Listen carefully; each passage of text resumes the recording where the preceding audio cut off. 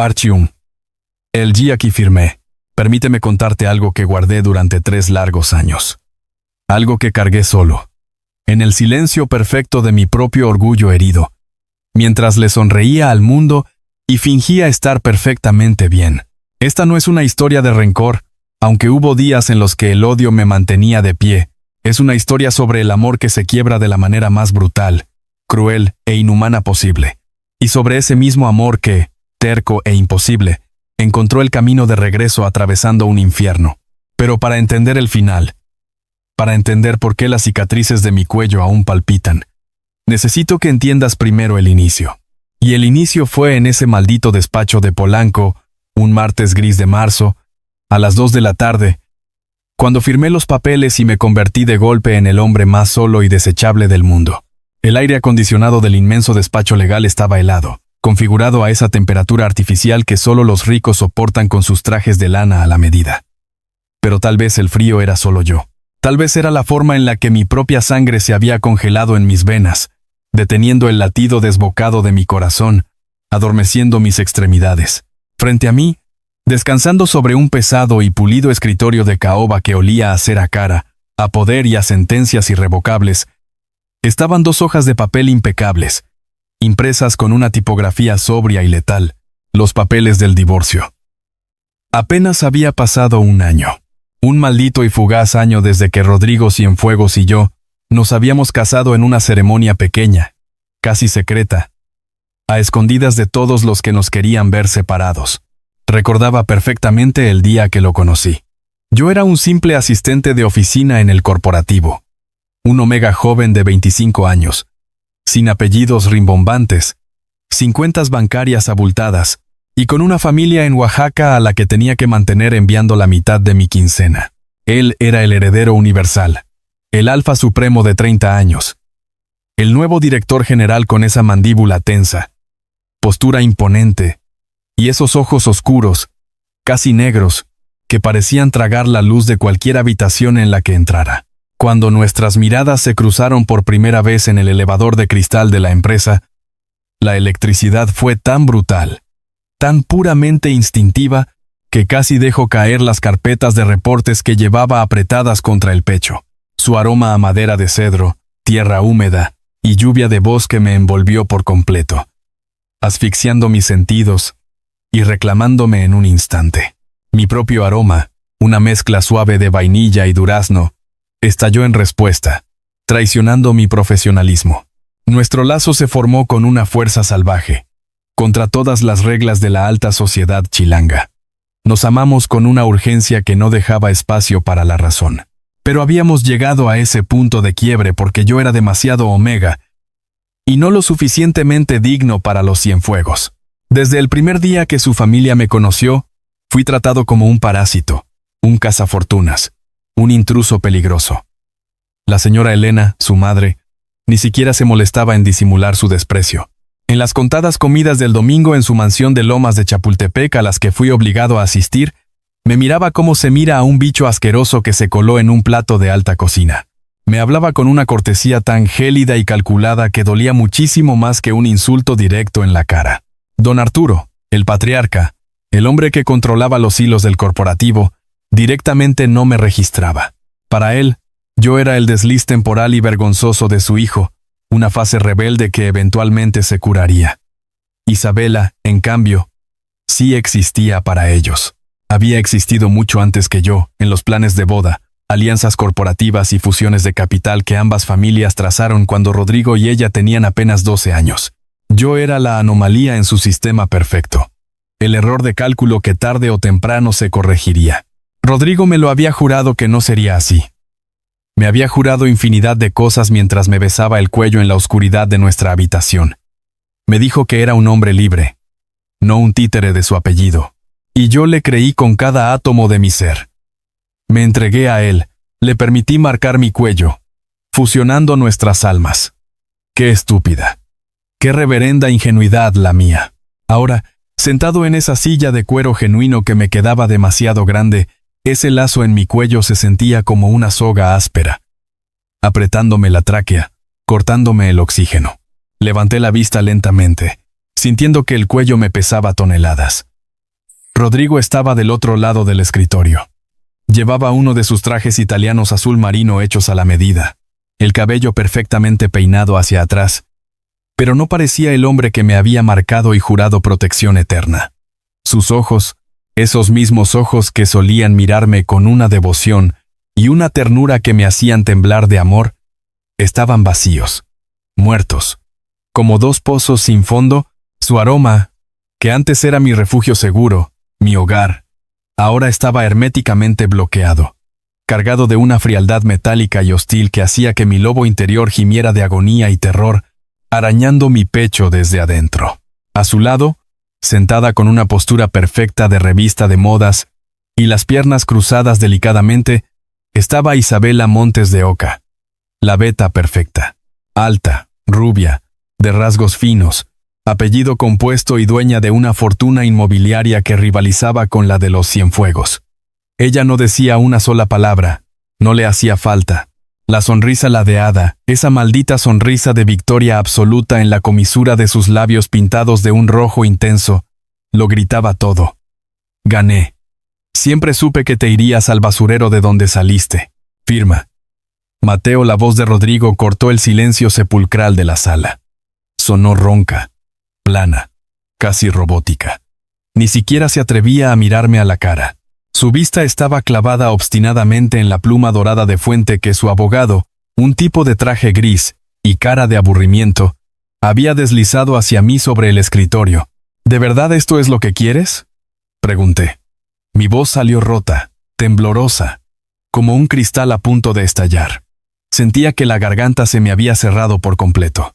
Mi propio aroma a vainilla y durazno, que usualmente era dulce y reconfortante, se había vuelto agrio, ácido, apestando a pánico puro, a humillación, a rechazo y a un dolor físico insoportable. Mi instinto omega me suplicaba que me tirara al piso y le rogara a mi alfa, pero me mordí la lengua hasta sentir el sabor a hierro de la sangre. Es lo mejor para todos, respondió él, con un tono tan cortante, tan desprovisto de cualquier emoción, que sentí la herida abriéndose físicamente en mi pecho. Mi familia nunca te va a aceptar. Ya no puedo seguir peleando esta guerra inútil y desgastante. La presión está afectando a la empresa, a las acciones, de una forma que no entiendes ni vas a entender nunca. Tú y yo, simplemente nos equivocamos. Fue un error de feromonas. Isabela y yo nos casaremos en 6 meses, como siempre debió ser, para estabilizar al grupo. Sentí una punzada tan violenta y profunda en el pecho, que creí que iba a vomitar el desayuno ahí mismo. Un error de feromonas. Así lo llamó. Así resumía todo nuestro amor. Nuestras madrugadas abrazados en el sillón leyendo, las veces que llegaba tarde a las juntas directivas, porque no quería separarse de mí por las mañanas, los viajes de fin de semana a Tepoztlán, donde me había prometido que el mundo entero se podía quedar afuera, y nosotros seríamos suficientes. Todo eso, toda mi maldita vida, condensado en esa frase despreciable. El abogado carraspeó, mirando su reloj de pulsera suizo, claramente incómodo con el drama. Isabela se reacomodó en su asiento, alisando una arruga invisible de su falda de diseñador, cruzando las piernas con total indiferencia, como si estuviera esperando su turno en la caja de un banco. El reloj de pared marcaba las 2:14 de la tarde. Afuera, a través del inmenso ventanal, la Ciudad de México seguía moviéndose a su ritmo caótico. Los autos fluían por Presidente Mazarik, ignorando por completo que aquí adentro, en esta habitación de lujo, un Omega estaba siendo asesinado en vida. En completo silencio, tomé la pluma dorada. Mis manos temblaban de tal manera que el metal chocaba repetidamente contra mi anillo de bodas de oro blanco, produciendo un tintineo patético que resonaba en la sala. Quería gritarle con todas mis fuerzas, quería suplicarle a mi alfa que reaccionara, que me mirara de verdad a los ojos, que rompiera esos papeles asquerosos en 1000 pedazos, que mandara a la mierda a Isabela y me sacara de ahí en sus brazos. Pero mi orgullo, lo único que me quedaba intacto, herido de muerte pero aún latiendo, me sostuvo la espalda recta. Contuve las lágrimas parpadeando rápido, tragándome el nudo ardiente en la garganta con todo lo que me quedaba de dignidad humana. Firmé. 2 veces. El rasgueo de la pluma sobre el papel grueso sonó como un balazo en la habitación. Dejé la pluma sobre la caoba con un golpe seco.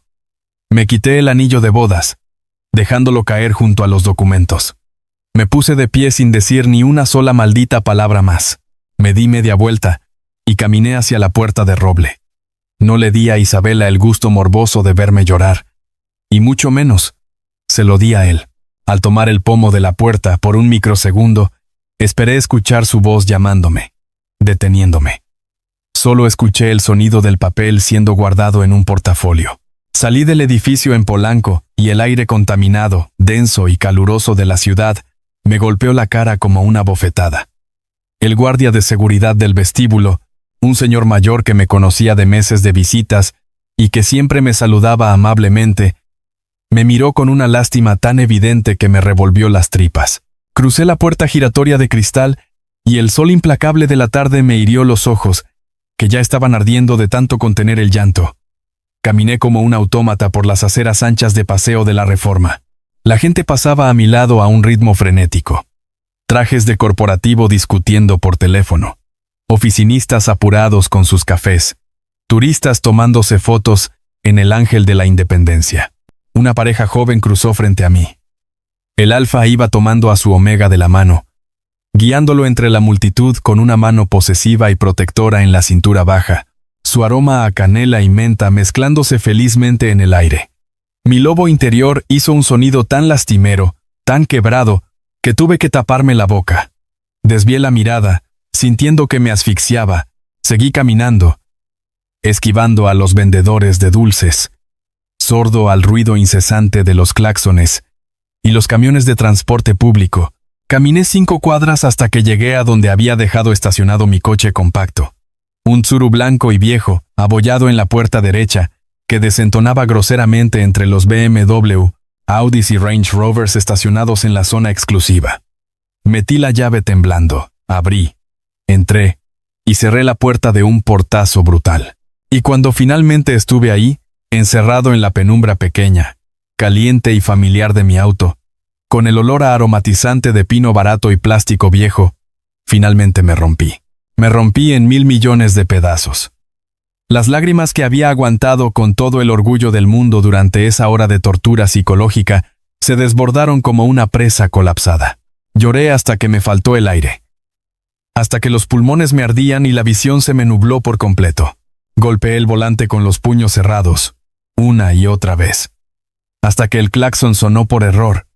Hasta que mis nudillos se abrieron y la piel sintética del volante se manchó con mi sangre. Y allí, atrapado en ese estacionamiento rodeado de lujo y frivolidad, aullé. Aullé con la garganta desgarrada por el Alfa que me había arrancado el alma de tajo, que me había usado y me había dejado vacío, hueco, como un cascarón inútil. Aullé en un llanto silencioso y patético que nadie oyó. Solo la ciudad ruidosa, egoísta y ciega a mi alrededor, fue testigo de cómo mi vida entera se iba al carajo. Parte 2. Lo que nadie supo. Pasaron 2 semanas. 14 malditos, eternos y asfixiantes días desde que empaqué mi vida en 4 cajas de cartón y salí del lujoso penthouse de 200 metros cuadrados que compartíamos en las lomas de Chapultepec. Me había mudado a un cuartito de azotea, horrendo, frío y húmedo cerca de la colonia Doctores.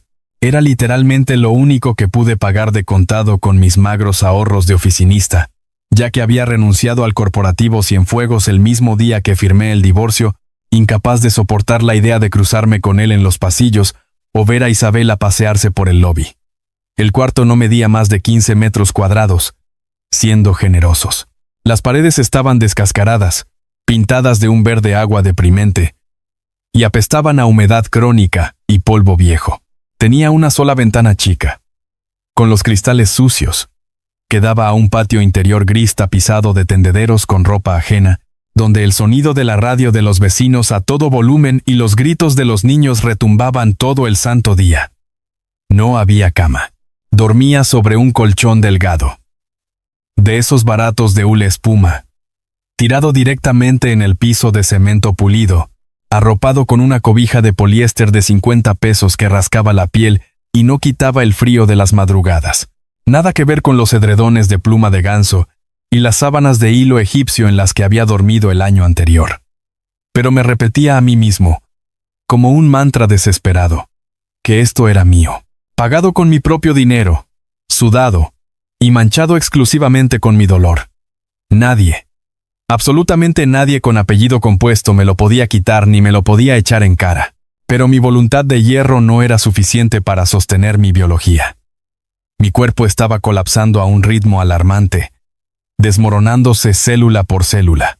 Al principio, se lo atribuí puramente al trauma psicológico y al desgaste físico de la separación.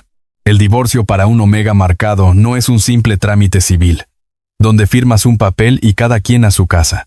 Es una amputación biológica violenta, realizada sin anestesia y con un cuchillo oxidado.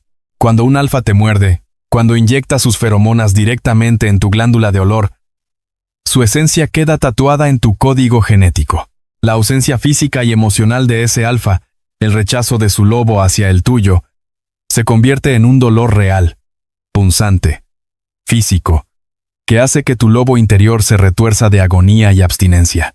Me sentía profundamente enfermo todo el día.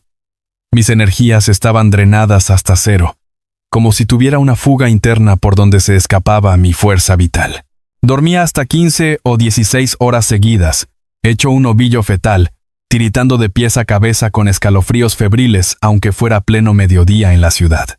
Mi lobo interior lloraba en la oscuridad de mi mente, aullando y llamando a su alfa con una persistencia brutal, animal, que no entendía de abogados, de orgullo, ni de papeles de divorcio.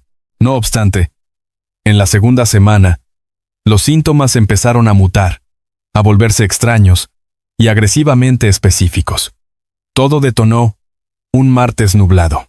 Yo estaba tirado en el colchón, intentando reunir la fuerza para pararme a tomar agua, cuando el olor del café de olla hirviendo con canela que preparaba la vecina del departamento de abajo se filtró por las rendijas de mi ventana. Ese aroma, que toda mi vida me había parecido delicioso y reconfortante, de pronto me golpeó el cerebro como un mazo. Mi estómago se contrajo con una violencia inédita. Tuve que saltar del piso, correr a tropezones al pequeño baño compartido que olía a cloro barato, abrazarme al inodoro amarillento y vomitar bilis amarga, hasta que sentí que los músculos del abdomen se me desgarraban y la garganta me ardía como fuego. Me quedé ahí, tirado en las baldosas frías, jadeando. Me arrastré hasta el lavabo oxidado. Abrí la llave y me lavé la cara con agua helada. Al levantar la vista, me vi en el espejo manchado de sarro. Me asusté de mí mismo. Estaba pálido, translúcido como un fantasma, con unas ojeras moradas, profundas y enfermas que me hacían ver como si tuviera una enfermedad terminal. Mis pómulos estaban marcados por la pérdida de peso, pero mi vientre se sentía curiosamente tenso. Fue entonces, en el silencio goteante de ese baño de vecindad, cuando mi cerebro hizo clic. Las fechas, el retraso abismal que había ignorado por el estrés. Mi último celo. El recuerdo me golpeó con la fuerza de un tráiler. Aquella noche, poco más de un mes antes de que me presentara los malditos papeles de divorcio, Rodrigo había llegado tardísimo del corporativo, estresado hasta la médula, iracundo por una pelea con su junta directiva. Yo lo había esperado en la sala. Él me vio. Sus ojos se oscurecieron. Soltó el portafolio en el suelo y me había tomado contra la puerta de nuestra habitación con una desesperación bruta, primitiva, inmensamente territorial. En la locura febril de ese momento, con sus pesadas feromonas de cedro anulando cualquier capacidad de raciocinio en mi cerebro Omega, habíamos olvidado absolutamente todo. Olvidamos mis supresores, olvidamos los condones. Olvidamos el puto mundo entero, excepto la necesidad biológica de fundirnos el uno con el otro hasta el amanecer. El pánico me bañó en sudor frío. A como pude, me puse unos tenis rotos. Me tiré encima una chamarra desgastada y gigante que me tapaba hasta los muslos, y bajé corriendo las escaleras de caracol, casi tropezando. Fui a una clínica de salud barata, de esas de asistencia pública que están a un lado de las farmacias, a un par de cuadras, muy cerca de la estación del metro Niños Héroes. La pequeña sala de espera estaba atestada de gente tosiendo, sillas de plástico rotas, y apestaba a desinfectante industrial y a sudor frío. Me senté ahí, moviendo la pierna frenéticamente, mordiéndome las uñas hasta sacarme sangre, durante 2 horas eternas. Cuando por fin me pasaron al consultorio trasero, la doctora, una mujer beta mayor de rostro cansado pero de expresión amable y manos tibias, me pidió que me recostara en la camilla cubierta de papel estraza y que me levantara la ropa. Me aplicó el gel frío transparente sobre el vientre plano. Yo miraba fijamente las manchas de humedad en el techo de plafón falso, rezándole frenéticamente a Dios, al universo, a mi madre muerta, a quien chingados me escuchara allá arriba, que todo fuera una falsa alarma, que fuera solo una gastritis severa por el estrés, un desajuste hormonal masivo por la depresión del divorcio, una infección estomacal por comer tacos en la calle. Cualquier cosa menos eso. Pero entonces, la doctora movió el transductor con un poco de presión sobre mi piel. Apretó un botón en el teclado de la máquina vieja y un sonido estruendoso, rítmico, acelerado y potente, inundó el diminuto cuarto. Thump, thump, thump, thump, como el galope desenfrenado de un caballo salvaje. Y luego, casi imperceptible pero inconfundible, la doctora movió el aparato un par de centímetros a la izquierda y el sonido se desdobló. Otro latido, ligeramente desfasado pero igual de fuerte. Thump, thump, thump, thump. Mira nada más el milagro que traes ahí, chavo, murmuró la doctora, esbozando una sonrisa tierna mientras giraba la pantalla del monitor en blanco y negro hacia mí. Señaló 2 pequeñas manchas oscuras palpitantes en la imagen borrosa. Con razón te sientes tan mal. Estás doblemente cansado. Felicidades. Vas a ser papá. Y por partida doble. Son gemelos. Tienen aproximadamente 6 semanas. El aire abandonó mis pulmones en un golpe sordo. ¿2? ¿Gemelos? La habitación dio vueltas. Tus niveles de la hormona del embarazo, considerando tus síntomas, están por las nubes. Continuó ella de manera profesional, limpiándome el gel con unas toallas de papel áspero y entregándome la tira impresa del ultrasonido. Es un embarazo omega de manual, intenso, rápido y muy exigente. Necesitas empezar con ácido fólico y vitaminas ahorita mismo, de volada. Y lo más importante, mijo, necesitas estar cerca de tu alfa, que te pase feromonas constantemente. Estos cachorros van a demandar mucha energía tuya. Y un embarazo gemelar sin el soporte del padre es un riesgo enorme para tu salud y la de ellos. Dile a tu marido que te cuide mucho. Gemelos. De Rodrigo. De la sangre de la familia Cienfuegos. Salí de la pequeña clínica sintiendo que caminaba sobre una nube densa, tóxica y vertiginosa.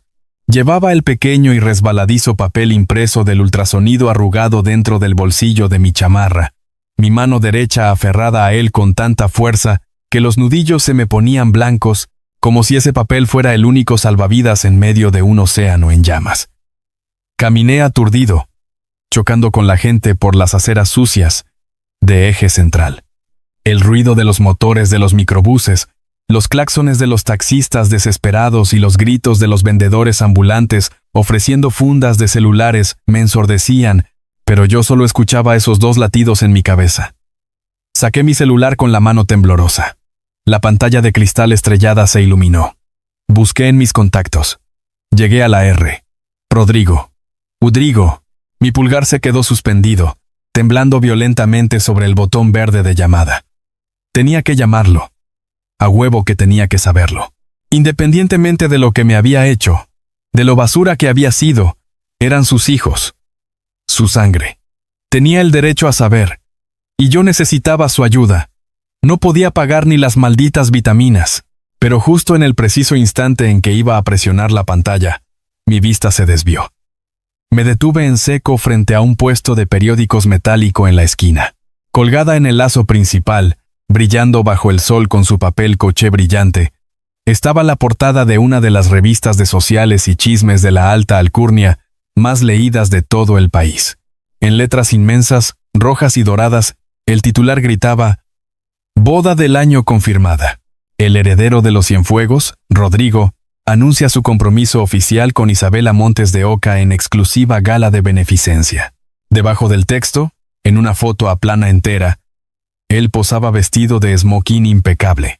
con el brazo alrededor de la delgada cintura de Isabela, quien lucía un vestido de seda y un anillo con un diamante del tamaño de una nuez. Él estaba sonriendo. Era una sonrisa de protocolo, de relaciones públicas, ligeramente tensa en las comisuras, sí. Pero estaba ahí. Estaba radiante ante las cámaras, sosteniendo a la mujer que su familia siempre quiso para él, sellando el imperio que a mí me costó el alma. El mundo a mi alrededor se detuvo por completo. Dejó de haber ruido. Dejó de haber viento. Solo estábamos esa foto. Y yo. Si yo lo llamaba en este instante, si le decía la verdad sobre los gemelos llorando, ¿qué chingados pasaría? ¿Dejaría a Isabela? Claro que no. La familia Cienfuegos jamás, bajo ninguna circunstancia, permitiría que los herederos directos de su imperio multimillonario, peor aún, que unos posibles gemelos alfas, fueran criados por un omega muerto de hambre y repudiado en una azotea de la colonia Doctores. Don Arturo desataría el infierno. Me mandarían a todo su ejército de abogados de cuello blanco, inventarían que yo era mentalmente inestable. Me aplastarían como a un insecto insignificante bajo la suela de sus zapatos de diseñador. Me quitarían a mis bebés al nacer mediante órdenes judiciales corruptas y me dejarían pudriéndome en la calle o en la cárcel. Y Rodrigo, él no me iba a defender. Él ya había tomado su decisión en esa oficina de Polanco. Había elegido el dinero, la paz familiar, la presión social.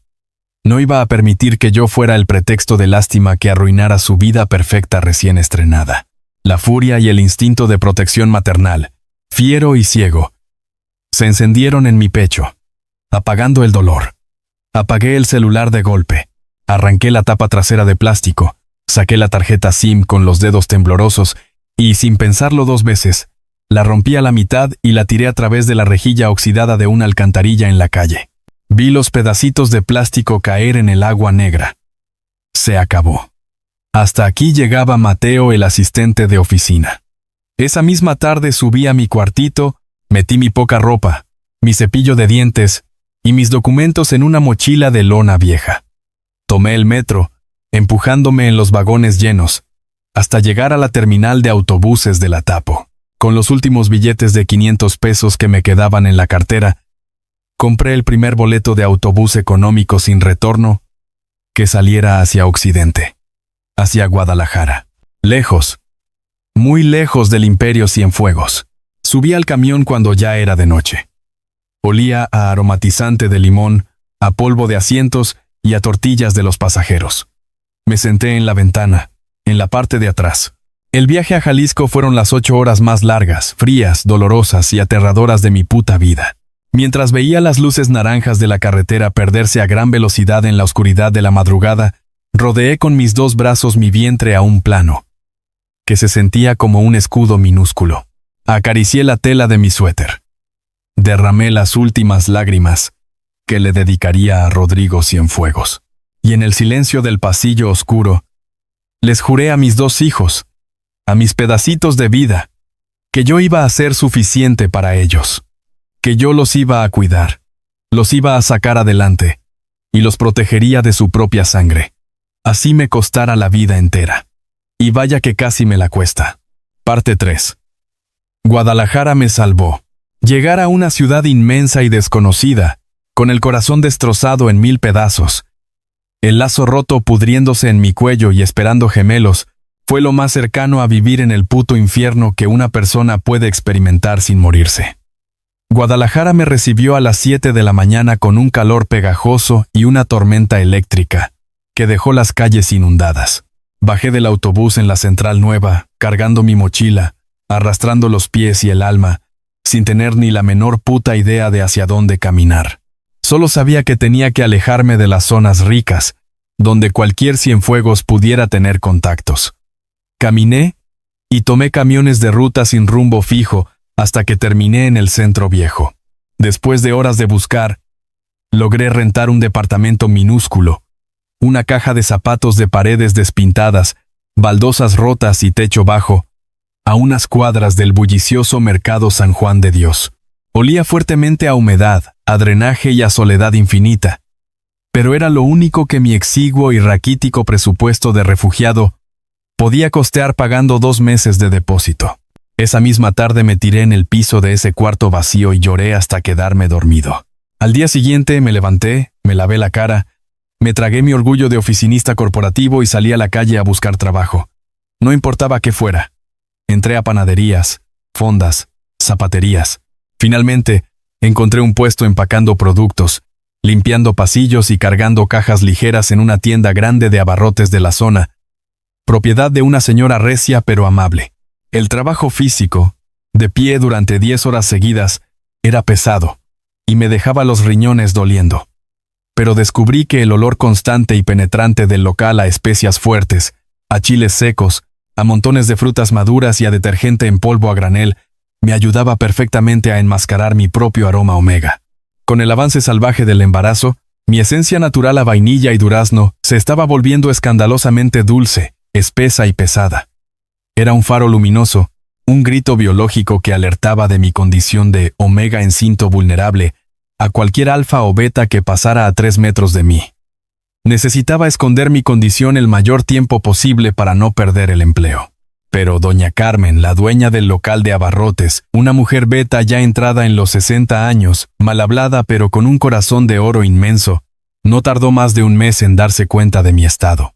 Viéndome blanco como el papel, mareado y sudando frío frente al mostrador de los frijoles mientras intentaba acomodar unas latas, me arrancó la caja de las manos de un tirón y me mandó a sentar a la bodega trasera sobre unos costales de arroz. Mírate nomás, estás verde, pareces hoja de tamal. Estás encinto, muchacho. Y se te nota a leguas que estás completamente solo, me dijo ese día. Con los brazos en jarra, antes de irse y regresar a los 5 minutos ofreciéndome un caldo de pollo hirviendo con verduras en un plato de peltre despostillado. Trágatelo todo. Un omega no debería pasar por este infierno sin su hombre al lado. No sé qué chingados te pasó, ni de qué te andas escondiendo. Y no me importa. Pero tienes que estar fuerte, mijo. Esos chamacos que traes ahí en la barriga te van a chupar hasta el alma si no te cuidas bien de a tiro. Y Dios santo. Vaya que doña Carmen tenía razón. Llevar un embarazo gemelar omega sin la presencia física, el calor corporal y las feromonas constantes del alfa padre es una tortura biológica cruel. Un castigo que no le deseo a mi peor enemigo. Mi cuerpo estaba en un estado de alarma y pánico constante, creyendo que la manada nos había abandonado a nuestra suerte para morir. Las noches, sin duda, eran la peor parte del día. Me acostaba sobre el colchón de espuma que había logrado comprar.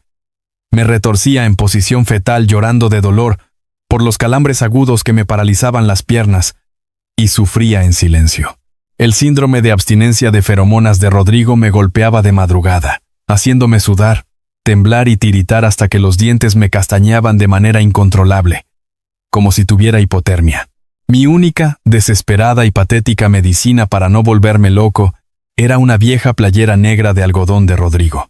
Por algún error estúpido del destino o del subconsciente, se había quedado enredada entre mis cosas cuando empaqué frenéticamente mis maletas en la CDMX.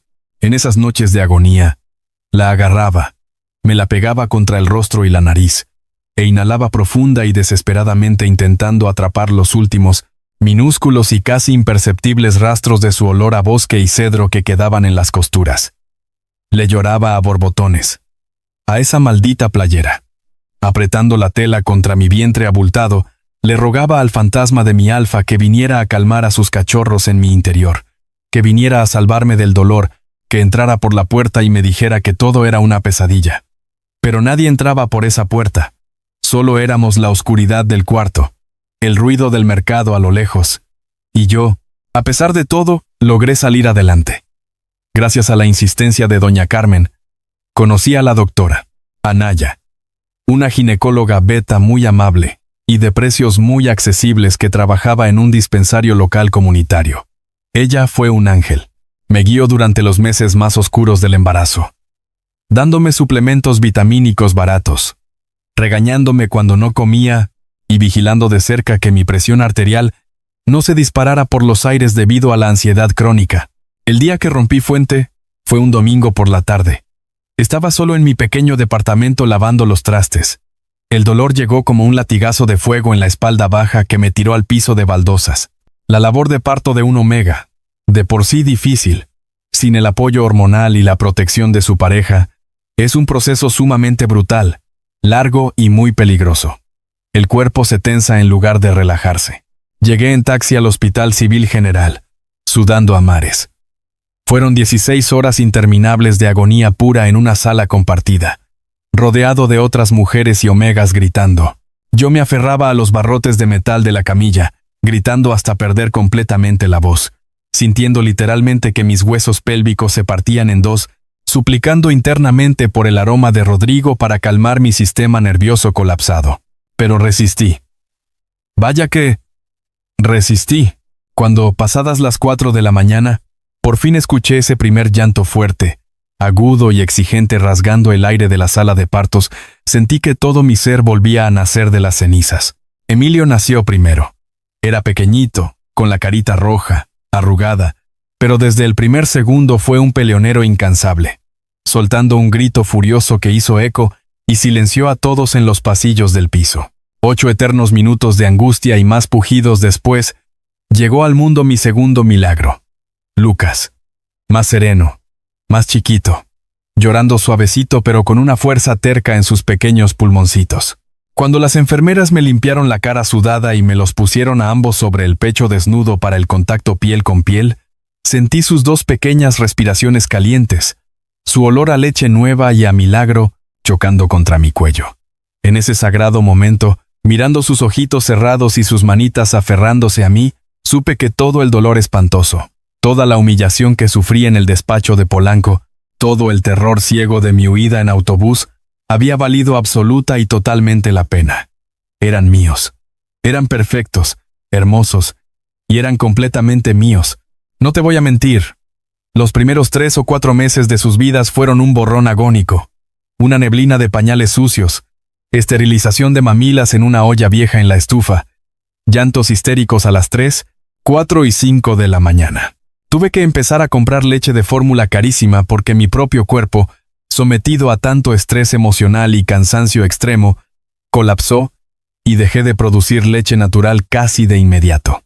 Estaba crónicamente exhausto, caminando como un zombi por la calle. Mis manos, de tanto lavar biberones y mamelucos a mano en el lavadero frío, se llenaron de grietas sangrantes. Vivía contando meticulosamente cada peso, cada moneda de 10 pesos, haciendo milagros matemáticos para llegar a fin de mes y pagar la renta. Pero cuando, en la madrugada, los veía dormir juntos y pacíficos en la pequeña y humilde cuna de madera usada que doña Carmen nos había regalado, yo me sentaba en el piso a mirarlos y aprendí a respirar de nuevo.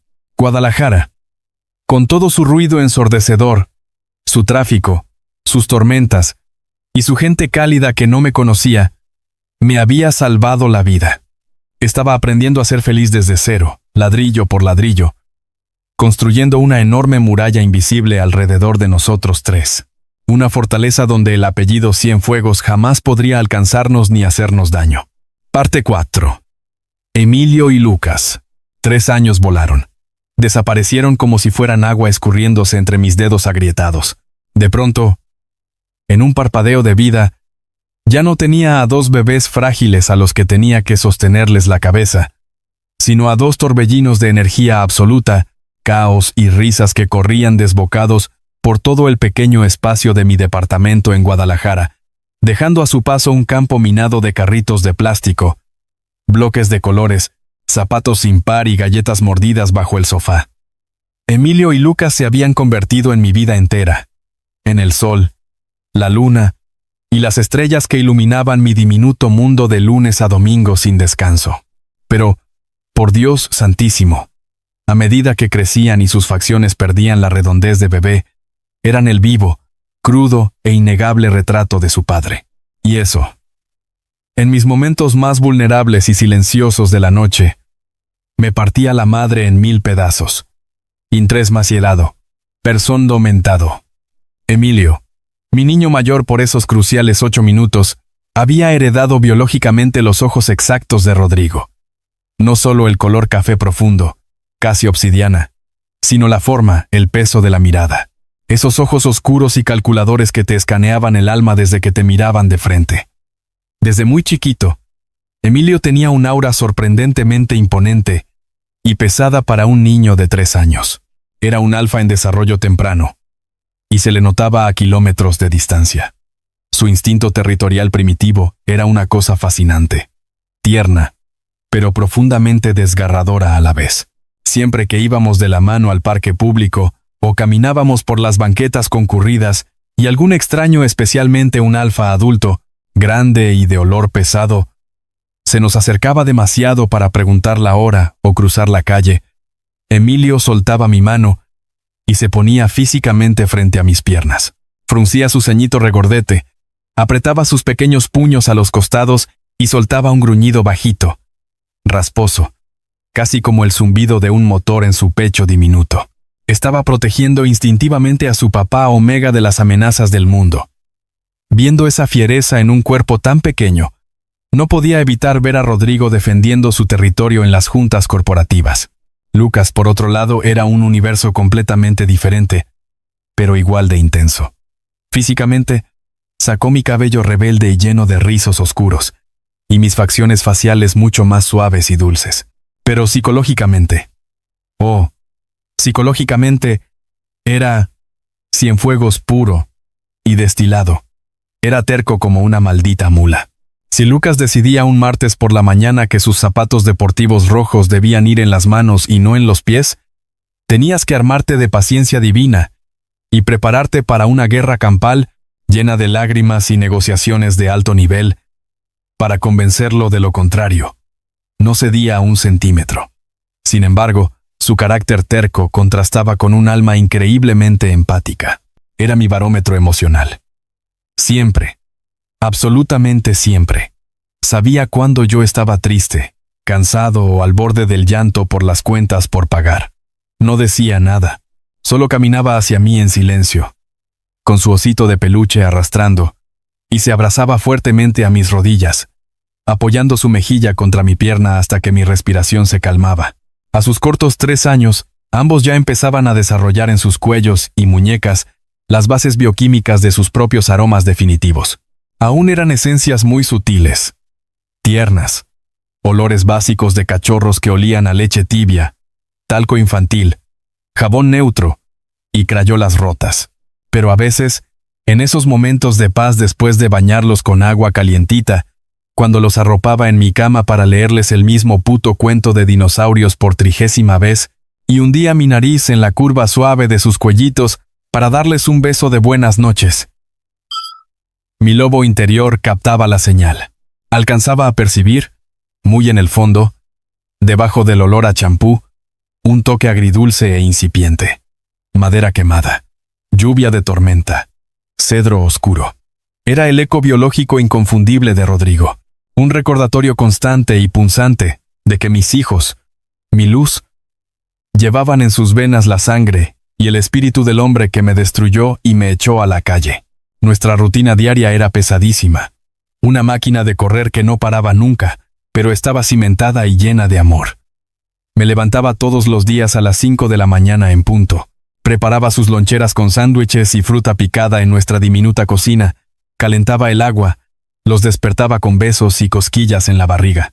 Los vestía mientras ellos intentaban huir riendo por la sala, los peinaba a la fuerza, y caminábamos a paso rápido por las calles frescas hacia la guardería pública del DIF antes de las 7.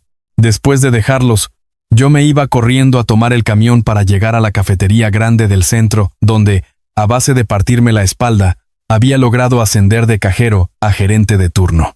Todo el maldito día me la pasaba lidiando con proveedores que no llegaban, cuadrando las cajas registradoras, aguantando a clientes groseros que chasqueaban los dedos para pedir un latte y limpiando mesas. Todo para salir a las 6 de la tarde, volar de regreso a la guardería a recoger a mis chamacos, y llegar por fin a casa a preparar la cena, bañarlos, jugar un rato con los bloques de construcción y caer literalmente rendido en el sofá, con los pies latiendo de dolor. Pero era justo ahí, a las 11 de la noche, cuando el departamento por fin quedaba sumido en un silencio sepulcral, donde solo se escuchaban las respiraciones rítmicas de los gemelos durmiendo en su cuarto, que la coraza se me caía. La soledad absoluta me golpeaba como un bloque de cemento sólido directo en la mandíbula. Me servía un vaso de agua de garrafón, Me recargaba de espaldas en la barra de la pequeña cocina a oscuras y me permitía, por 10 minutos, ser un omega frágil y roto. Extrañaba el calor de un cuerpo grande a mi lado. Extrañaba la protección.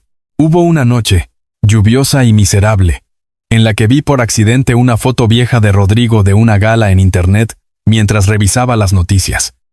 Estaba ahí, inalcanzable. Mi pecho se oprimió tanto que agarré el celular viejo. Marqué de memoria los 10 dígitos del conmutador de su asistente corporativo en CDMX. El dedo flotaba sobre la pantalla. Estuve a un solo maldito milímetro, a un respiro, de presionar, llamar. Mi mente gritaba de desesperación. Quería gritarle al teléfono. Tus hijos hoy dijeron su primera oración completa. Emilio te necesita para que le enseñes a ser un alfa. Lucas tiene tu misma maldita sonrisa ladeada. Ven por nosotros, cabrón.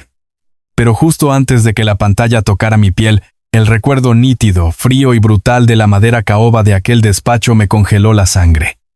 El tono robótico de su voz diciendo, un error de feromonas. La mirada vacía. La sonrisa victoriosa de Isabela con sus labios rojos.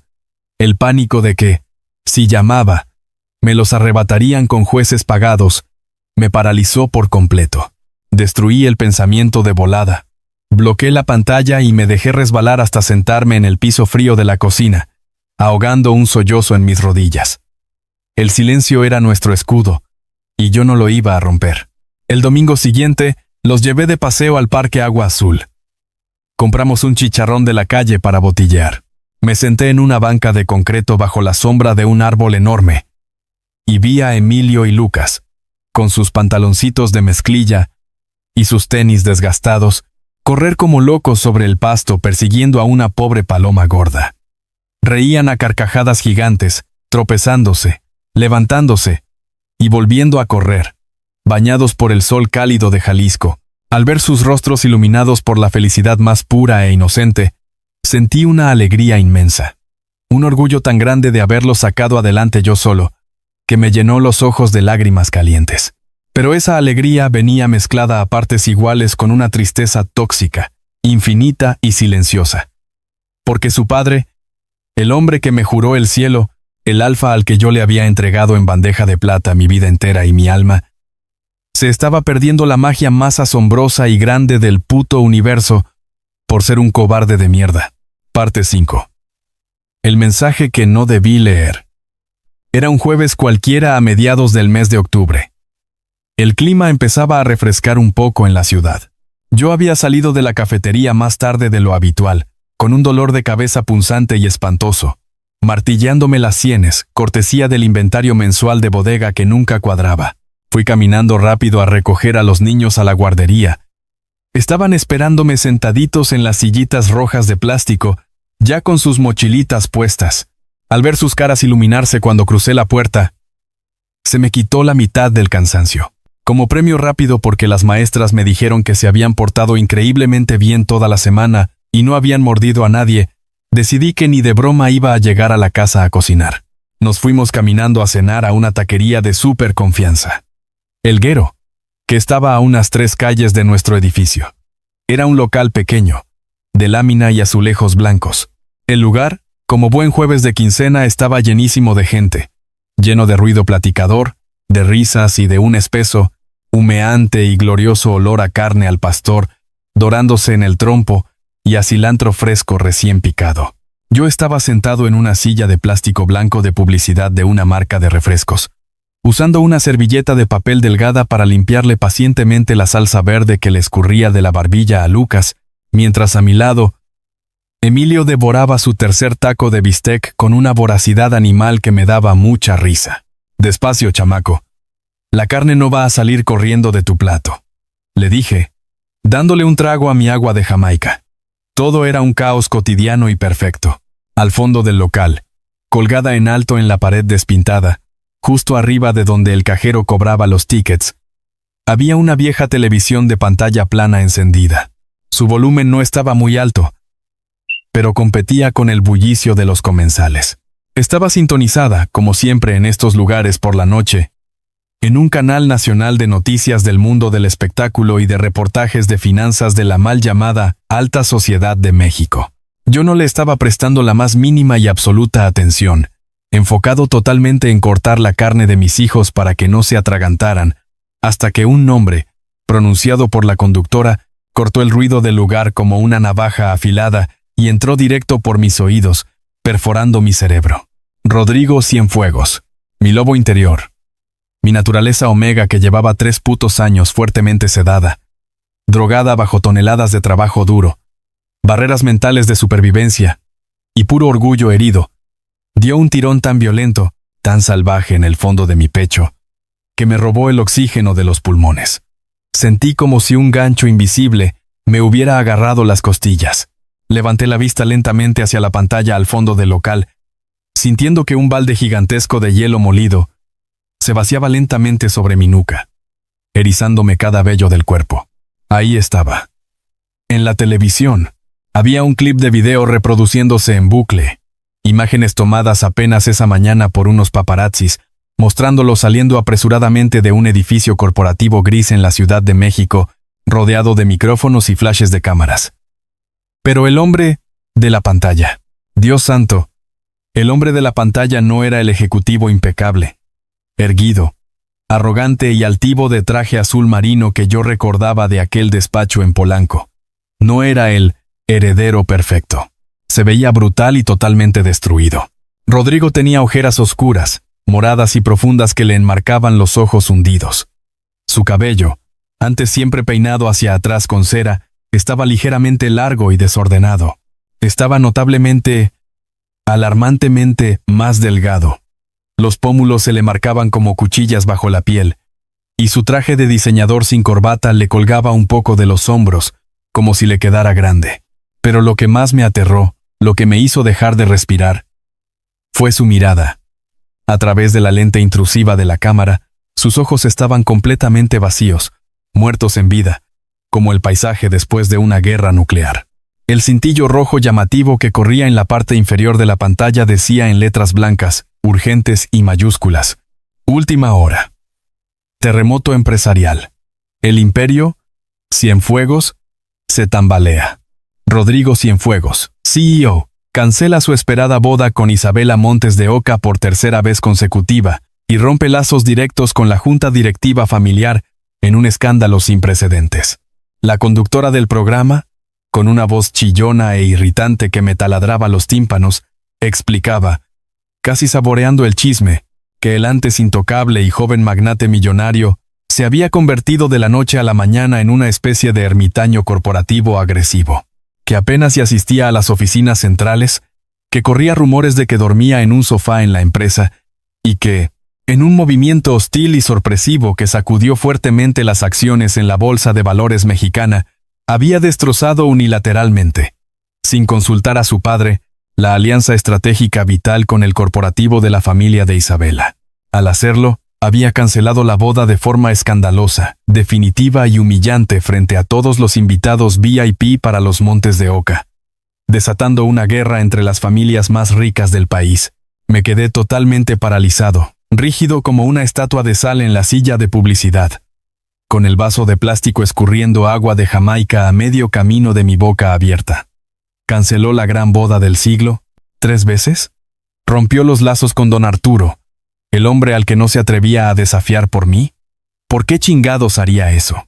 Un torbellino de preguntas aullantes asaltó mi mente sobrecargada. Mi corazón empezó a latir a un ritmo enfermizo, golpeando mis costillas desde adentro. Sentí un sudor frío recorrer la línea de mi columna vertebral bajo la playera de mi uniforme de gerente. Y, sin poder evitarlo, mis propias feromonas de omega empezaron a agitarse y a filtrarse en el aire a mi alrededor, volviéndose ansiosas, picantes por el estrés agudo, un olor a durazno pasado de maduro. No, Mateo, no caigas en esto. Por lo que más quieras, me dije a mí mismo en un susurro inaudible, cerrando los ojos un segundo y apretando los puños con fuerza debajo de la mesa de plástico pegajosa, clavándome las uñas en las palmas. Seguramente es solo un berrinche de millonario. Problemas asquerosos de ricos y de dinero que no te importan en lo más mínimo. Cosas de acciones y bolsas de valores. Él está loco. Él eligió su camino. Y tú no tienes nada que ver ahí. Es su mundo, no el tuyo. Me obligué a tragar saliva, a reaccionar. Rompí el trance. Dejé un billete de 200 pesos arrugado sobre la mesa mojada. Ni siquiera pedí el cambio, y agarré a los sorprendidos gemelos de sus manitas con muchísima más fuerza y prisa de la necesaria. Vámonos, niños, a dormir, ya es tardísimo, dije atropelladamente, ignorando las quejas de Lucas que no se había acabado su refresco. Salimos del local y caminamos a paso veloz por las calles oscuras de regreso a la seguridad de nuestro departamento barato, con la imagen de ese rostro consumido de Alfa grabada a fuego vivo en mis retinas. Esa noche, acosté a los niños casi 40 minutos más temprano de lo normal, alegando que estaban muy cansados. Les leí su cuento a 1000 por hora, apagué la luz y cerré la puerta de su cuarto con cuidado. Yo, por supuesto, no pude pegar el puto ojo. Caminé como león enjaulado por los 15 metros de mi sala de estar.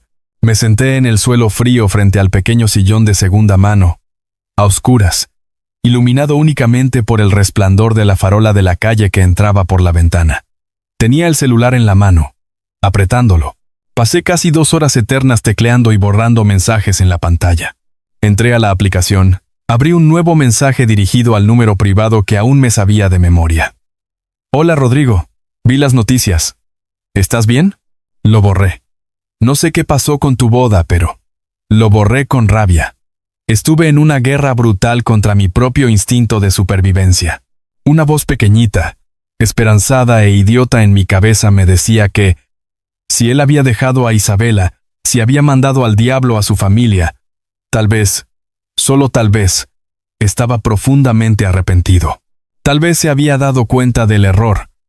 Tal vez se estaba muriendo de pena por dentro lentamente, tanto como yo. Me había muerto en esta azotea durante meses. Pero luego, como un balde de realidad, venía la otra voz. La voz cruda de la razón. La voz del Omega orgulloso que fue desechado como basura en un despacho de abogados de Polanco frente a la mujer que ocuparía su lugar. Si me contactaba con él ahora, exponía a mis cachorros. Abría la puerta a la destrucción. Me obligué a soltar el maldito teléfono. Lo arrojé al otro lado de la alfombra como si quemara. Crucé los brazos sobre mis rodillas, apoyé la frente en ellas, y lloré, en total y absoluto silencio, hasta que el amanecer pintó el cielo de Guadalajara de un azul grisáceo, convenciéndome a mí mismo a base de dolor puro de que mantener el anonimato y el silencio seguía siendo, hoy por hoy, nuestra única y mejor armadura. Convenciéndome hasta el cansancio de que, no importaba qué diablos hiciera con su vida, sus empresas o sus bodas, él nos había olvidado. Y nosotros a él. Parte 6. Cuando volvió, pasaron 2 meses exactos. Agónicos, grises y pesados desde aquella puta noticia del canal de chismes en la taquería. Traté por todos los medios humanos posibles de enterrar y borrar la inquietante imagen de su rostro demacrado y sus ojos muertos de mi mente, anestesiándome a base de pedir horas extra en la cafetería, trabajando el doble, lavando el departamento de arriba abajo, llegando a casa tan agotado que caía inconsciente antes de que la nostalgia pudiera atacarme. Era una tarde de viernes en Guadalajara. El cielo estaba de un color plomo furioso y de repente se había roto por completo. Estaba lloviendo a cántaros, cayendo una de esas tormentas torrenciales y agresivas, muy típicas del occidente del país, que convierten las calles en ríos lodosos en cuestión de minutos y hacen que el asfalto huela a tierra y escape de coche. Yo venía caminando de vuelta del supermercado cargando 4 bolsas pesadas llenas de despensa de la semana. Verduras, leche de fórmula, pañales talla 4, frijoles y tortillas. Tenía los dedos morados y entumidos de tanto cargar los plásticos con la lluvia mojándome.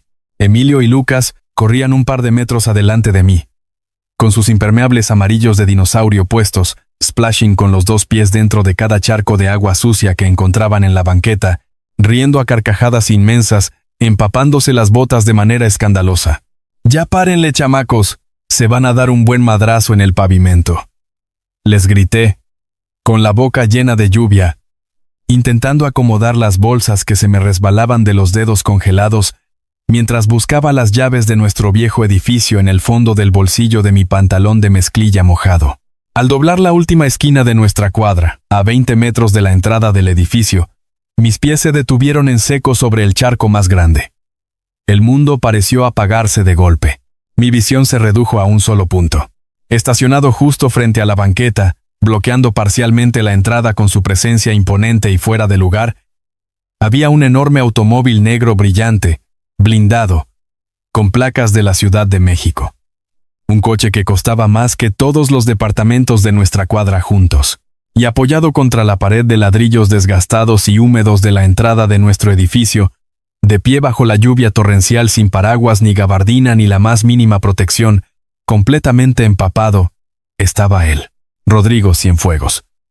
Llevaba un traje oscuro de lana fina, carísimo con toda seguridad, que ahora estaba totalmente empapado y pegado como una segunda piel a cada músculo de su cuerpo.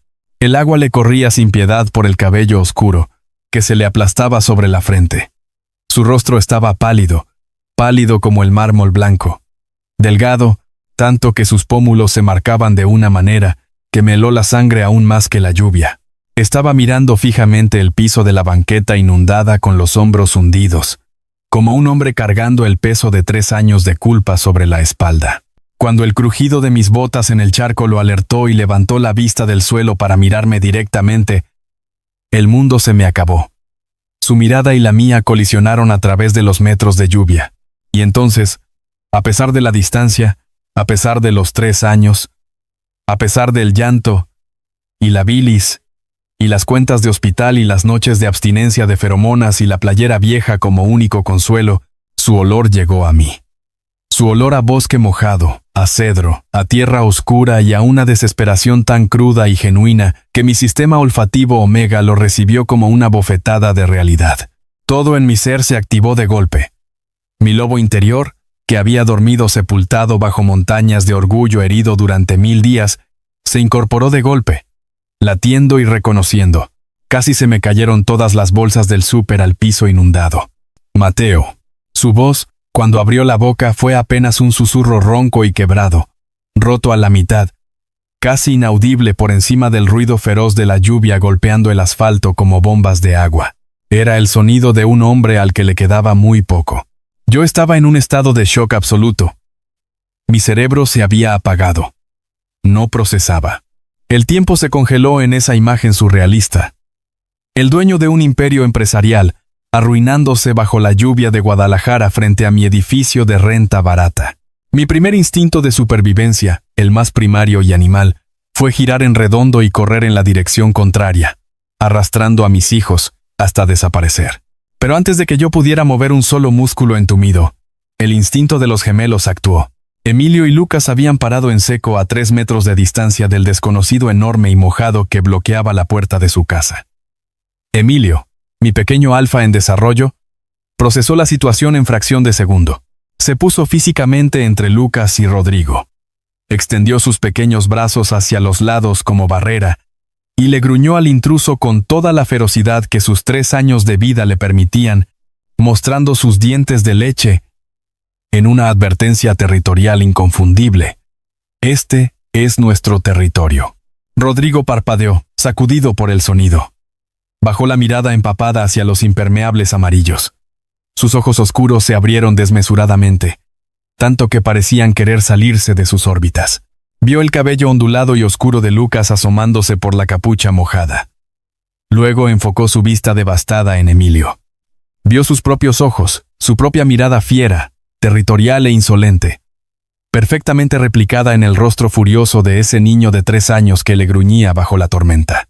Vi físicamente, en cámara lenta, cómo el entendimiento brutal, el cálculo matemático, el shock devastador, el terror absoluto, el amor imposible y el más profundo arrepentimiento de su vida cruzaban simultáneamente por el rostro de Rodrigo Cienfuegos en cuestión de 2 segundos.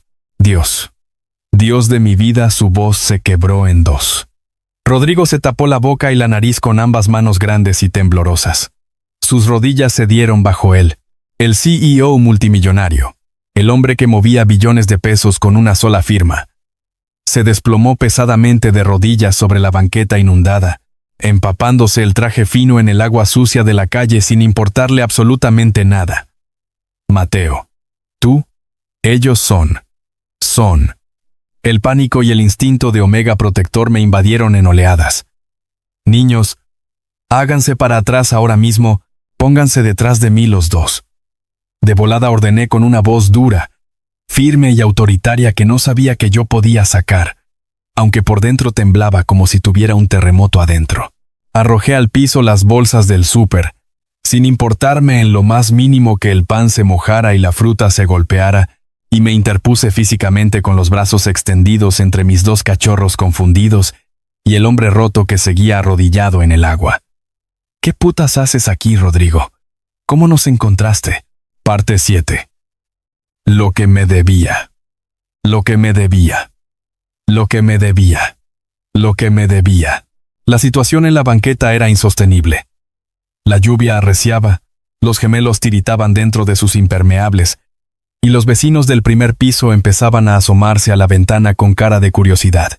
Me tragué el asco, la rabia y el miedo, y le hice una señal seca con la cabeza a Rodrigo para que se levantara y me siguiera.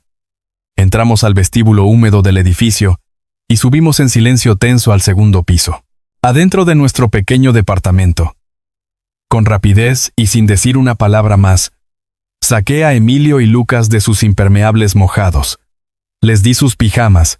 Les dije que se pusieran el pijama y se metieran a ver la tele al cuarto. Fuerte, que ahora les llevo su leche. Y cerré la puerta de la recámara. Luego me giré hacia la sala. Rodrigo seguía de pie junto a la puerta de entrada de mi departamento, escurriendo litros de agua de lluvia sobre el linóleo barato, mojando el piso de mi casa. Sus ojos rojos, llorosos, escaneaban cada centímetro con una mezcla de dolor y vergüenza.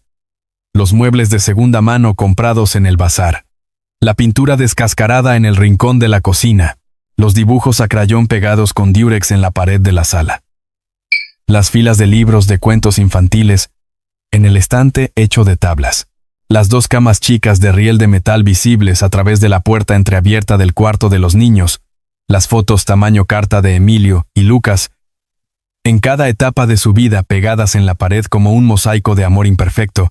«Son míos», dijo por fin, con la voz rota en dos.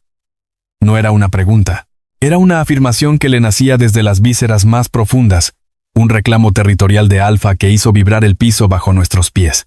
«Son mis hijos», le respondí con una frialdad afilada como vidrio, cruzándome de brazos sobre el pecho en posición de defensa. Mi aroma a vainilla se había vuelto ácido, hosco y protector, levantando una pared química invisible entre nosotros. «Tú no tienes ningún derecho en este departamento. Ninguno. Renunciaste a mí hace 3 malditos años.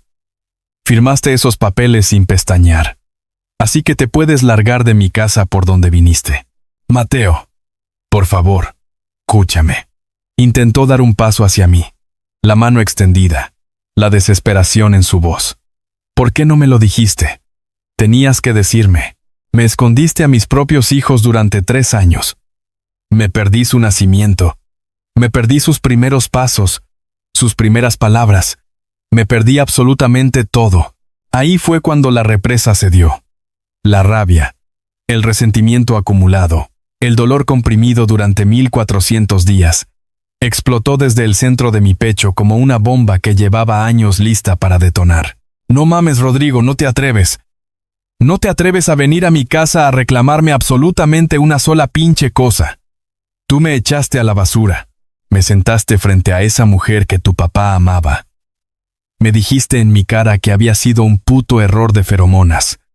Y me mandaste a firmar sin mirarme a los ojos ni un segundo. ¿Y ahora resulta que yo tenía que decirte algo?» Me fui de ese despacho queriendo morirme. Descubrí que estaba embarazado de gemelos 2 semanas después, completamente solo, vomitando en un cuarto de azotea de mierda en la colonia Doctores porque no me alcanzaba para nada mejor. Respiré, dándome impulso, porque necesitaba que lo escuchara todo. Te lo juro por la vida de mis hijos, que estaba con el celular en la mano en eje central, listo para presionar, llamar, pero vi tu pinche cara sonriente y dichosa en la portada de la revista, anunciando tu gran boda con la perfecta Isabela. ¿Qué querías que hiciera? que fuera a tu corporativo a mendigar lástima, que les diera a tus abogados y a tu padre la oportunidad de declararme incapaz y arrebatarme a mis cachorros al nacer? Tuve el parto más doloroso y solitario del mundo en un hospital público de Guadalajara porque mi cuerpo omega no funcionaba sin las feromonas del alfa que me había abandonado. Me saqué adelante solo 2 años con gemelos, contando monedas para los pañales. Trabajé de gerente de cafetería. Pagué la guardería solo. Fui a cada cita médica solo. Viví cada noche de fiebre alta de los niños solo. Rodrigo, solo. ¿Y ahora tú te atreves a venir a reclamarme? Me rompiste en la madre. Y no te voy a pedir disculpas por haberme protegido a mí y a mis hijos de ti y de tu familia. Estaba llorando. Me di cuenta porque las lágrimas quemaban en mi garganta y me nublaban la vista, pero no me detuve. No podía. Rodrigo, frente a mí, no se defendió. No levantó la voz. Su mandíbula se tensó una vez, y luego empezó a llorar también. No fue un llanto suave ni decoroso. Fue un sollozo desgarrador, profundo y brutal, de alguien a quien se le acabó el mundo.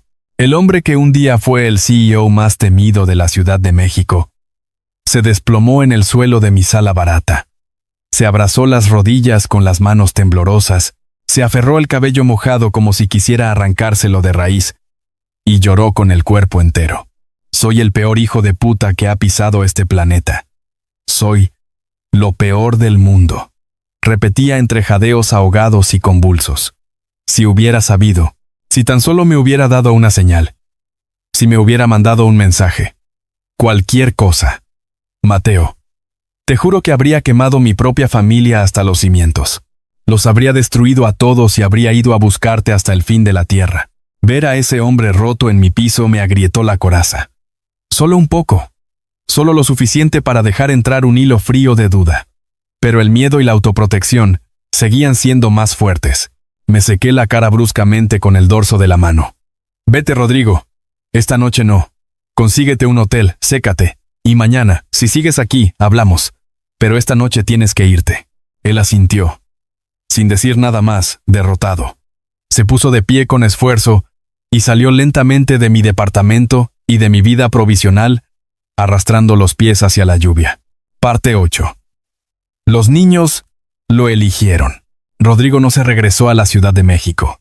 Lo supe cuando a la mañana siguiente, sábado, al asomarme a la ventana de la cocina a las 8 de la mañana con mi café en la mano, vi su enorme auto negro todavía estacionado en la misma calle. Él no estaba dentro. Lo encontré sentado en las escaleras de la entrada del edificio, en ropa casual arrugada, con 2 grandes vasos de café de una cadena de conveniencia y una bolsa de pan dulce de la panadería de la esquina, mirando la calle tranquila de la mañana. Los días siguientes establecimos un patrón extraño y cargado de tensión.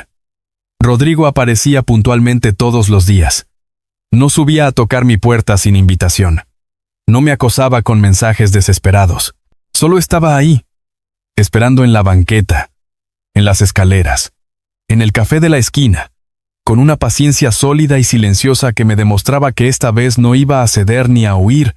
Le dejé muy en claro con pocas palabras, durante un encuentro de 5 minutos en el pasillo, que no le iba a dar acceso a mis hijos sin condiciones, que tenía que ganarse el derecho a estar en sus vidas con hechos concretos, no con llanto, ni promesas vacías, que si en algún momento sentía que iba a volver a fallar, a priorizar el dinero o la familia por encima de ellos, yo lo sacaría de sus vidas para siempre, y contraría a los mejores abogados de México, con el sueldo de gerente de cafetería si hacía falta.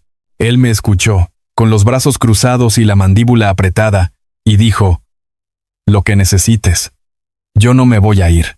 El primer encuentro supervisado ocurrió el sábado siguiente, en el pequeño patio interior del edificio. Rodrigo se arrodilló en el concreto sucio para quedar a la altura de los niños. Estaba evidentemente nervioso, algo que nunca en la vida había visto en él. Le temblaban las manos. Les había dicho a los gemelos que era un amigo muy viejo del papá que vive en la Ciudad de México y que había venido a conocerlos. Una mentira piadosa provisional que algún día tendría que desmontar. Emilio llegó primero, con su paso firme y sus ojos calculadores escaneando al hombre arrodillado frente a él de arriba abajo, con una profundidad crítica que no correspondía para nada con sus 3 años. Rodrigo no dijo nada.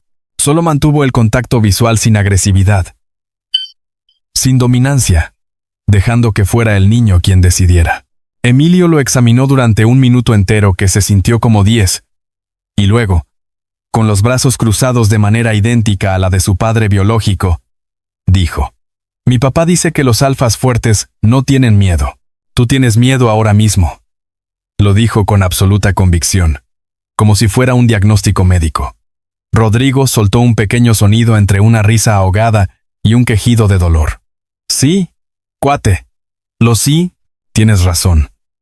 Hoy sí tengo miedo».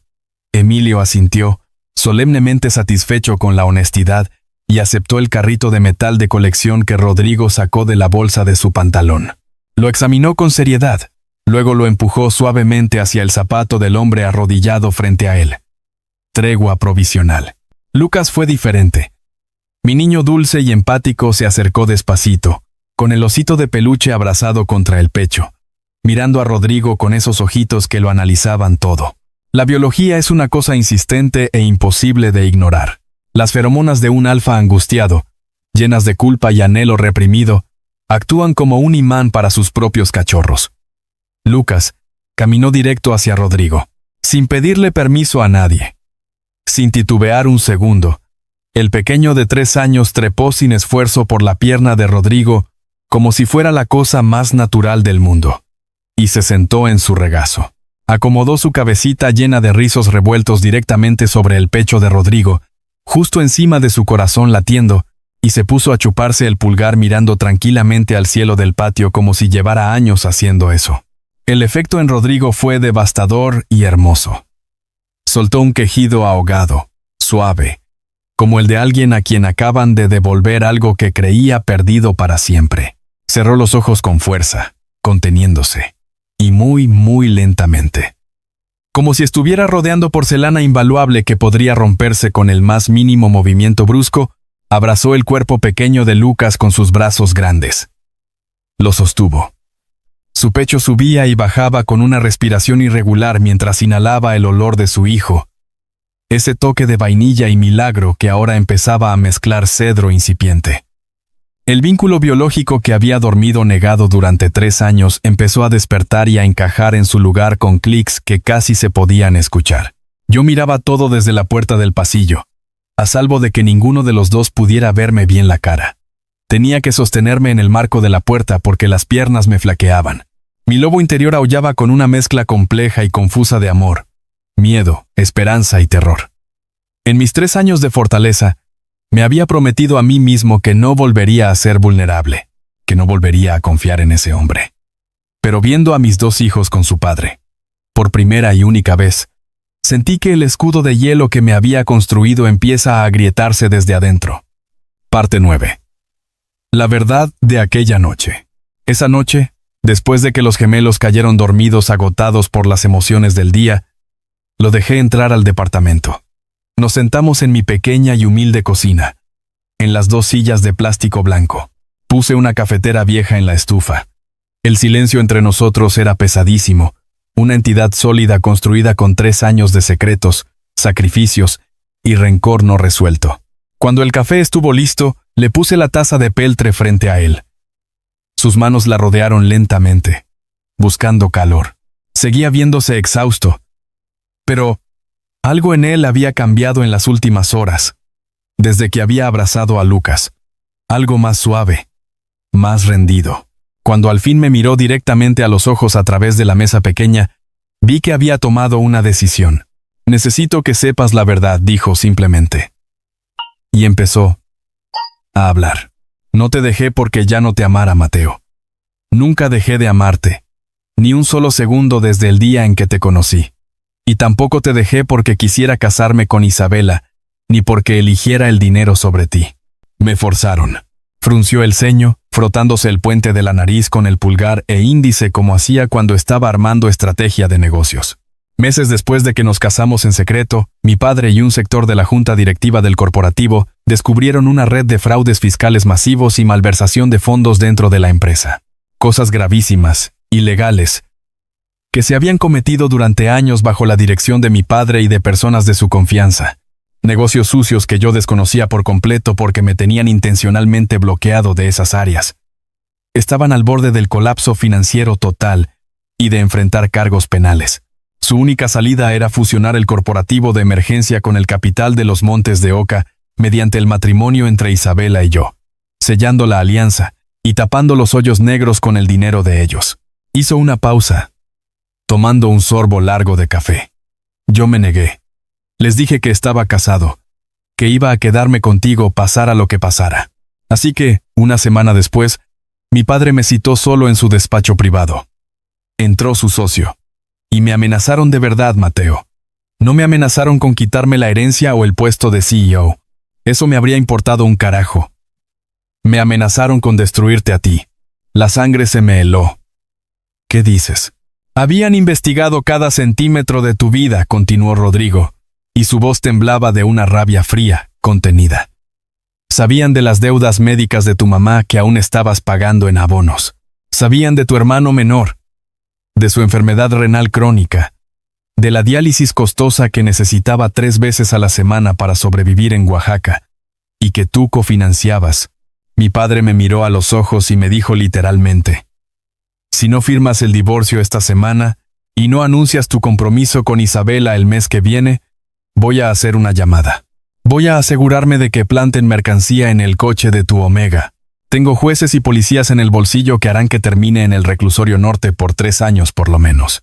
Y me voy a asegurar de que en ningún hospital público ni privado de la República Mexicana vuelvan a atender la diálisis de su hermano. Y lo dijo sin inmutarse, sin un maldito parpadeo. Me llevé la mano a la boca. El aire había abandonado la cocina por completo. Dios mío, susurré. Tenía que ser creíble, me dijo. Y en sus ojos vi el abismo de lo que le había costado. Tenía que tratarte con una frialdad y una crueldad tan absolutas, frente a Isabela y a los abogados, que jamás sospecharas que te estaba protegiendo. Que te alejaras de nosotros por tu propio pie, sin mirar atrás. Y que así estuvieras fuera del radar y a salvo de ellos. Fue el acto de tortura más grande y prolongado de mi perra vida, Mateo. Cada segundo de esa tarde en el despacho fue una agonía que no te puedo describir. Cuando cruzaste la puerta y saliste a la calle sin mirar atrás, algo definitivo en mí se murió. Pero sabía que estabas a salvo.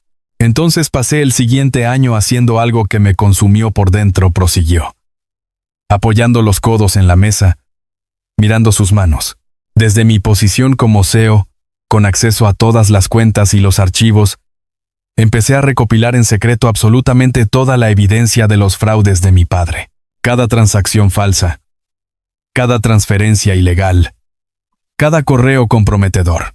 Mientras fingía que avanzaba con los planes de la boda con Isabela y tranquilizaba a todos, construí un expediente blindado. Lo pasé a un notario independiente y lo entregué a las autoridades fiscales federales. Destrocé el corporativo de mi padre desde adentro. Las acciones cayeron, las investigaciones se abrieron, las alianzas se rompieron. Isabela y sus padres huyeron del escándalo. Mi padre enfrenta cargos. Pagué ese precio con gusto.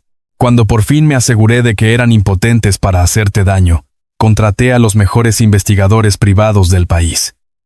Los busqué durante 6 meses. Llegaron a tu expediente en el hospital de aquí apenas hace 10 días. Vine en cuanto tuve la dirección. No sabía de los niños, Mateo. Te lo juro por todo lo que existe. Si hubiera sabido que te habías ido con nuestros hijos creciendo dentro de ti, habría hecho explotar el mundo entero antes de permitirme salir de esa oficina. Las piezas del rompecabezas encajaron todas a la vez, con un golpe sordo que me sacudió por completo. La frialdad sobreactuada. La mirada ausente aquella tarde. Los ojos de vacío que tanto me habían destrozado. No eran indiferencia ni deseo. Eran la máscara de un hombre que se estaba inmolando en vida para protegerme. Había roto mi corazón para salvarme la existencia. Me cubrí el rostro con ambas manos temblorosas y solté todo. De golpe. Años de llanto que ya no tenían nombre. Lloramos los dos juntos en esa diminuta cocina de linóleo desgastado, bajo la luz amarillenta del foco pelón. Rodrigo rodeó la mesa, me tomó de los antebrazos y me puso de pie. Y cuando por fin, después de 3 años de invierno, el calor de su cuerpo de alfa, su aroma a cedro y protección, me envolvió en un abrazo que prometía esta vez no soltarme, me aferré a su camisa húmeda y lloré como nunca antes lo había hecho. Llorando, perdonando, entendiendo. Parchit des. Construir. El perdón genuino no es un interruptor que se acciona de golpe. No haces las paces con 3 años de dolor solitario, de noches de abstinencia de feromonas, de partos solos, de cuentas contadas al centavo. En una sola noche de llanto en la cocina, por muy real y profunda que sea esa noche. Eso era algo que Rodrigo necesitaba entender. Y creo que lo entendió desde el principio. Porque no me presionó. No llegó con la solución hecha ni con el plan perfectamente armado. Solo llegó con su presencia, día tras día, y con la disposición de hacer lo que se necesitara. Le dije con todas sus letras que no íbamos a mudarnos al instante a la Ciudad de México, que los niños tenían su rutina, sus amigos de la guardería, a doña Carmen que los consentía, y que yo tenía un trabajo que había construido desde cero con mucho esfuerzo, que si quería estar en nuestras vidas, tenía que venir él a nosotros primero. Asintió sin poner ninguna condición. A la semana, compró un departamento amplio a apenas 2 calles del nuestro en Guadalajara. No el penthouse más caro de la ciudad, sino uno funcional y bonito. Con cuarto de juegos lleno de colchonetas. Empezó a aparecer todos los días, puntual, después de recoger a los niños junto conmigo de la guardería. Los primeros días, los gemelos lo llamaban el amigo Rodrigo. Lo veía tirado boca abajo en la alfombra barata de mi sala, con su camisa Armani de diseñador toda arrugada y llena de calcomanías holográficas de dinosaurios que Emilio le pegaba sin pedir permiso, construyendo bloques con Lucas o jugando carreras de coches por el pasillo en 4 patas. Llegó a quemar espectacularmente los hot cakes del desayuno del domingo durante 3 semanas seguidas y sin embargo se esforzaba cada vez con una concentración absurda mientras los gemelos se partían de risa viéndolo sudar sobre la estufa chica. Lo veía torpísimo con los mandiles y los pañales. Y algo en mi pecho se derretía cada vez que veía ese esfuerzo torpe y genuino. Poco a poco, mi lobo interior herido empezó el proceso lento y doloroso de sanar el lazo. Empezamos a salir en familia a veces. Al parque, a la heladería, al cine los domingos. Y empezamos a salir solos también. En tímidas citas nocturnas después de dejar a los niños dormidos bajo el cuidado de doña Carmen. Cenas en lugares sencillos, caminatas por las calles coloniales del centro. Me traía flores moradas porque recordaba que eran mis favoritas, detalle que yo no recordaba haberle dicho nunca. Me escuchaba hablar durante horas sobre las travesuras de los gemelos, sobre el trabajo, sobre mis miedos, sin interrumpir, sin apresurar. Me hacía reír con sus pésimos chistes y envolvía mis manos con las suyas, como si tuviera miedo de que me evaporara si las soltaba. El día que la barrera final de mi corazón cedió fue en el festival de primavera de la guardería de los niños. Era un martes caluroso a mediados de abril. Los gemelos estaban disfrazados de insectos. Emilio iba de abeja obrera, por supuesto. Él eligió el papel del trabajador, no de la reina. Y Lucas era una enorme y simpática mariposa monarca. Había cientos de papás y mamás amontonados en el patio, todos grabando con el celular, con el calor pegajoso y la música infantil a todo volumen. En un momento de la obra, una enorme y ruidosa botarga del sol, parte del espectáculo, se acercó bailando directamente hacia donde estaban los niños del grupo de Lucas. Mi pequeño Empatía, que a pesar de toda su fortaleza tenía una fobia al tamaño y al ruido de las botargas, se aterró de golpe. Se puso a llorar de una manera desconsolada, angustiada, incapaz de calmarse, con hipos y con los brazos extendidos buscando a alguien de confianza. Yo estaba atorado en una maraña de trípodes, mochilas y padres de familia que empujaban para grabar. Era imposible llegar a él en ese momento. Pero Rodrigo, que estaba a unos metros a mi derecha, no dudó ni un segundo. Saltó por encima de una silla plegable, cruzó el patio a zancadas largas, se abrió paso sin contemplaciones entre la gente y tomó a Lucas en sus brazos con un movimiento rápido y seguro. Liberó instintivamente sus feromonas calmantes de alfa. un aroma a cedro cálido y protección que envolvió a Lucas como un abrazo invisible, regulando al instante su sistema nervioso sobreestimulado. Lucas escondió su carita empapada en lágrimas en el cuello de Rodrigo. Se aferró a su camisa con sus pequeños puños apretados. Luego, entre hipo y hipo, con la voz entrecortada y tiernísima, soltó las palabras que cambiaron todo. «Paparró, tengo mucho miedo. Llévame a la casa». «Papá». Lo llamó papá. Me quedé paralizado en medio del caos del festival. Vi, desde la distancia, cómo a Rodrigo le quebraba la respiración en dos por completo. Sus hombros temblan. Cerró los ojos un segundo. Luego levantó la vista entre la multitud y me buscó. Cuando nuestros ojos se encontraron por encima de los cientos de cabezas, con Lucas dormido ya sobre su hombro exhausto y Emilio agarrándole la mano grande sin haberle pedido permiso, sentí que algo que había estado roto en mí desde aquella tarde en Polanco terminaba de soldarse.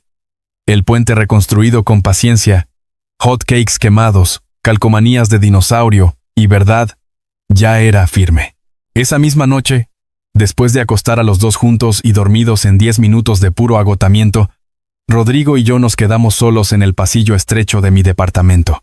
El silencio era diferente, ya no era tenso ni acusatorio.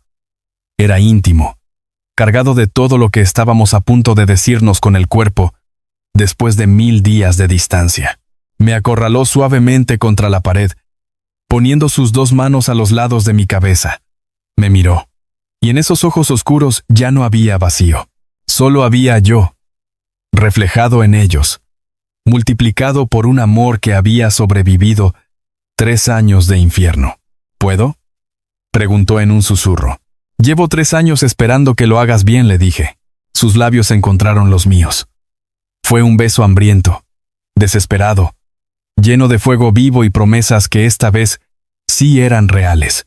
Sus manos grandes y cálidas me recorrieron, reconociendo cada línea de mi cuerpo que había cambiado con el tiempo y el embarazo y el trabajo duro. Me llevó de la mano a mi cuarto. Hicimos el amor lentamente, con una ternura feroz, llorando a momentos y riendo a otros, borrando cada noche solitaria, sellar nuestro lazo roto con calor propio. A la mañana siguiente me desperté con su brazo pesado sobre mi cintura, su aroma a cedro inundando las almohadas, la luz de la mañana de Guadalajara filtrándose por la cortina barata. Y sentí, por primera vez en 3 años, una paz doméstica y verdadera que pensé que jamás volvería a ser mía. Epílogo. Lo que no dije en 3 años. Han pasado 3 meses desde aquella noche en el pasillo.